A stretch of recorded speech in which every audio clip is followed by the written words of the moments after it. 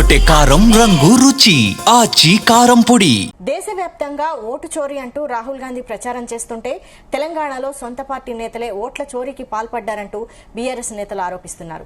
ప్రస్తుతం ఉప ఎన్నిక జరుగుతున్న జూబ్లీహిల్స్ నియోజకవర్గంలోని ఓ ఇంటిలో 43 మంది ఓటర్లు ఉన్నట్టు కౌశిక్ రెడ్డి ఆరోపించారు. యూసఫ్గూడ బూత్ నెంబర్ 246లో ఒకే ఇంట్లో 43 ఓట్లు ఉన్నట్లు గుర్తించామన్నారు.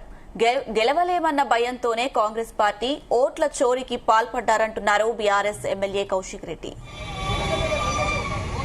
జూబ్లీహిల్స్ నియోజకవర్గ ప్రజలందరికీ కూడా నమస్కారాలు తెలియజేస్తా ఉన్నాను.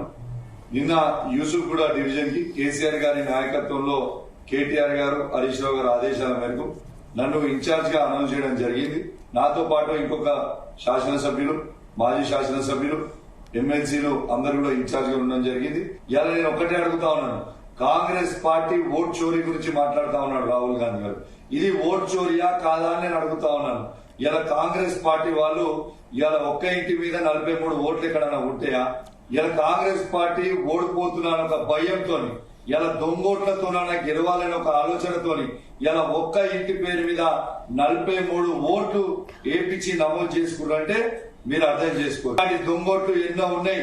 మీరు ఎన్ని దొంగ నాటకాలు చేసినా జూబ్లీహిల్స్ నియోజకవర్గంలో ఖచ్చితంగా బీఆర్ఎస్ పార్టీ జెండా, కేసీఆర్ గారి జెండా, గోపీనాథ్ గారి సతీమణి ఇవాళ సునీత గారు గెలవబోతా ఉన్నారని చెప్పి సందర్భంగా తెలియజేస్తూ